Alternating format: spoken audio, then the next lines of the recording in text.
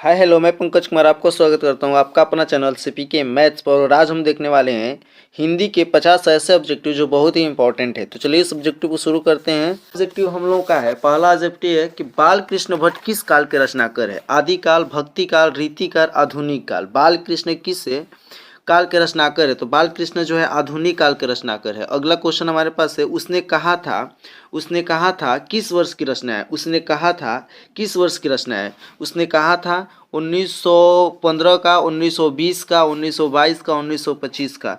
तो उसने कहा था 1920 का रचना है। अगला क्वेश्चन हम देख लेंगे। अगला क्वेश्चन हम लोग का क्या है भैया, तीसरा। संपूर्ण क्रांति का नारा किसने दिया था। संपूर्ण क्रांति का नारा किसने दिया था। संपूर्ण क्रांति का नारा जयप्रकाश नारायण ने दिए थे। जयप्रकाश नारायण ने दिया था। अगला क्वेश्चन है, अर्धनारीश्वर किसकी रचना है। अर्धनारीश्वर किसकी रचना है भैया, तो अर्धनारीश्वर हमारे दिनकर जी का रचना है। किसकी है, तो दिनकर जी का रचना है। रोज कहानी की नायिका कौन थी। रोज कहानी की नायिका कौन थी। रोज कहानी की नायिका मालती थी। रोज कहानी की नायिका कौन थी, तो मालती थी। अगला क्वेश्चन हमारे पास है, एक लेख और एक पत्र के लेखक हैं। एक लेख और एक पत्र के लेखक कौन है, तो भगत सिंह। एक लेख और एक पत्र के लेखक कौन है, तो भगत सिंह है। सातवां क्वेश्चन है, इनमें से कौन सी रचना जगदीश चंद्र माथुर की है। इनमें से कौन सी रचना जगदीश चंद्र माथुर की है, तो ओ सादानीरा जो है जगदीश चंद्र माथुर का रचना है। अगला है, सिपाही की माँ। सिपाही की माँ के रचनाकार कौन है। सिपाही की माँ के रचनाकार कौन है, तो सिपाही की माँ के रचनाकार मोहन राकेश हैं। मोहन राकेश जी हैं। अगला क्वेश्चन हमारे पास है, जूठन क्या है। जूठन हमें बताइएगा, जूठन क्या है, तो जूठन हमारे आत्मकथा है। जूठन क्या है भैया, आत्मकथा है। तो आप अगर यदि मेरे चैनल पर नए हैं तो चैनल को सब्सक्राइब कर लीजिए, क्योंकि सभी सब्जेक्ट का यहाँ पर वीडियो अपलोड है। आप देखिए, और अपलोड होते हैं रेगुलर। आपके एग्जाम के पैटर्न पर आधारित नए नए वीडियो और नए नए इंपॉर्टेंट क्वेश्चन हमेशा प्रतिदिन अपलोड होते हैं। तो हमारे पास 10वां क्वेश्चन है। दसवां जो क्वेश्चन है, हंसते हंसते हुए मेरा अकेलापन किस विधा की रचना है। हंसते हुए मेरा अकेलापन किस विधा की रचना है, तो डायरी है। क्या है भैया, डायरी है। अगला 11, इनमें से प्रेम की पीर के कवि हैं। इनमें से प्रेम के पीर के कवि कौन है, तो जायसी जी। जायसी पीर के प्रेम के कवि हैं। सूरदास किस भाषा के कवि थे। सूरदास किस भाषा के कवि थे, तो सूरदास हमारे ब्रज भाषा के कवि थे। किसका भाषा के कवि थे भैया, तो ब्रज भाषा के कवि थे। तेरह, तुलसीदास का बचपन का नाम क्या था। तुलसीदास के बचपन का नाम राम बोला था। क्या था, राम बोला था। नाभादास का दाच्छा गुरु कौन थे। नाभादास का दाच्छा गुरु कौन थे। नाभादास का जो दाच्छा गुरु थे वो कौन थे भैया, तो स्वामी अग्रदास थे। स्वामी अग्रदास। भूषण की उपाधि किसने दी थी, ये बताइए। भूषण की उपाधि किसने दी, तो राजा रुद्रशाह ने भूषण उपाधि दी थी। 16, तुमुल कोलाहल कलह में किसकी रचना है। तुमुल कोलाहल कल किसकी रचना है भैया, तो जयशंकर प्रसाद जी का है। जयशंकर प्रसाद जी का है। अगला 17, पुत्र वियोग किसकी रचना है। पुत्र वियोग किसकी रचना है भैया, तो सुभद्रा कुमारी चौहान जी का रचना है। अगला क्वेश्चन हमारे पास है, दूसरा सप्तक का प्रकाशन वर्ष है। दूसरा सप्तक का प्रकाशन वर्ष क्या है। दूसरा सप्तक का प्रकाशन 1951 ईस्वी है। अगला क्वेश्चन है, मुक्ति बुद्ध का जन्म स्थल कहाँ है।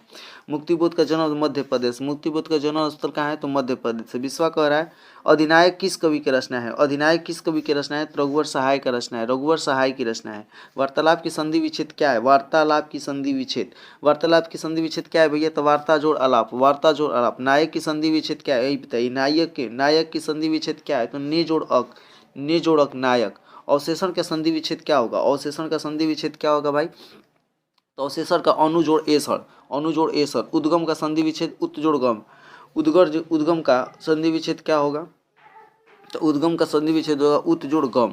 अगला क्वेश्चन हमारे पास है 25, निश्चल का संधि विच्छेद क्या होगा। निश्चल का संधि विच्छेद क्या होगा भाई, तो निश्चल का संधि निश जोड़ चल। नी जोड़ छल। संधि विच्छेद का मैंने वीडियो अपलोड कर दिया है, आप देख लीजिएगा। ट्रिक बताया मैंने संधि विच्छेद का कि क्या क्या कैसे कैसे ट्रिक अप्लाई होते हैं। अगला क्वेश्चन हमारे पास है 25 के बाद 26 जो हमारे पास है, लुटेरा में कौन सा प्रत्यय है। लुटेरा में कौन सा प्रत्यय है, रा। लुटेरा में हमारा एरा प्रत्यय है। कौन सा प्रत्यय भैया, तो एरा प्रत्यय है। लुटेरा में एरा प्रत्यय है। अज्ञान में कौन सा उपसर्ग है, अज्ञान में कौन सा उपसर्ग है, तो अज्ञान में हमारा अ उपसर्ग है। क्या है, अ उपसर्ग है। राजकुमार कौन सा समास है? राजकुमार कौन सा समास है? तो राजकुमार हमारा तत्पुरुष समास होता है। दाल रोटी, दाल रोटी के समास का नाम बताइए। दाल रोटी के समास का क्या नाम है? दाल रोटी। तत्पुरुष समास, द्विगु समास, द्वंद्व समास, बहुब्रीहि समास। तो द्वंद्व समास। घनश्याम कौन सा समास है? घनश्याम कौन सा समास है?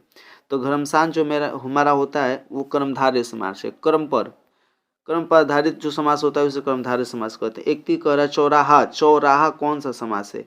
द्वंद्व समास, द्विगु समास, कर्मधारय समास, तत्पुरुष समास। तो कौन सा समास है? द्विगु समास है, जिसमें संख्या चौराहा, जिसमें संख्यावाचकों से द्विगु समास कहते हैं। पीताम्बर, पीला अंबर हैं जिनके, पीताम्बर कौन सा समास है? पीताम्बर कौन सा समास है भैया? तो पीताम्बर समास है बहुब्रीहि समास। पीला अंबर यानी कि जिसका अर्थ अनदर निकले, दूसरा अर्थ निकले, वही जैसे पीताम्बर का विष्णु को बोला जाता है पीताम्बर, इसलिए बहुब्रीहि समास हो गया। पय का पर्यायवाची शब्द क्या है? पय। पय का पर्यायवाची शब्द भैया दूध होता है। पय यानी दूध। अनुराग का विलोम क्या होता है? अनुराग। अनुराग का विलोम क्या होता है भाई? तो अनुराग का विलोम होता है विराग। अनुराग का क्या होता है? विराग। अगला क्वेश्चन है मेरा अत। अत का विपरीतार्थक शब्द क्या है? अत का विपरीतार्थक शब्द क्या है? तो अत का विपरीतार्थक शब्द होता है, अर्थ का हम लोग का विपरीतार्थक शब्द होता है भाई इति। अत का विपरीतार्थक शब्द क्या होता है? इति। कृष्ण का विलोम है, कृष्ण का विलोम बताइएगा सभी लोग। कृष्ण का विलोम क्या होगा? बता दीजिए झट से और फट से। कृष्ण का विलोम क्या होगा? कृष्ण का विलोम होगा शुक्ल। कृष्ण का विलोम क्या होगा? शुक्ल होगा। अस्थावर का विलोम क्या होगा? अस्थावर। अस्थावर, अस्थावर का विलोम क्या होता है भैया? अस्थावर का विलोम आपको बताना है। तो अस्थावर का विलोम होता है जंगम। क्या होता है? जंगम। नर का विपरीतार्थक शब्द क्या होता है? नर। नर का विपरीतार्थक शब्द, नर का उल्टा, नर का उल्टा नारी होता है। विपरीतार्थक का मतलब होता है उल्टा। स्तुति का विलोम क्या होता है? स्तुति। स्तुति का विलोम बताइएगा हमें। स्तुति का विलोम निंदा, निंदा करना। स्तुति का विलोम क्या होता है? निंदा करना। अगला है संध्या का विलोम क्या होता है? ये बताइए। संध्या, संध्या का विलोम क्या होता है हम लोगों का?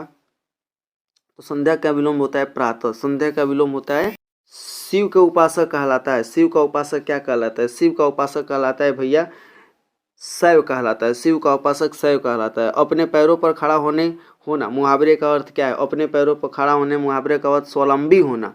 स्वावलंबी होना अपने पैर पर खड़ा होने का मुहावरे का अर्थ है। आसमान टूटना मुहावरे का अर्थ क्या है? आसमान टूटना मुहावरे का अर्थ क्या है बताइएगा?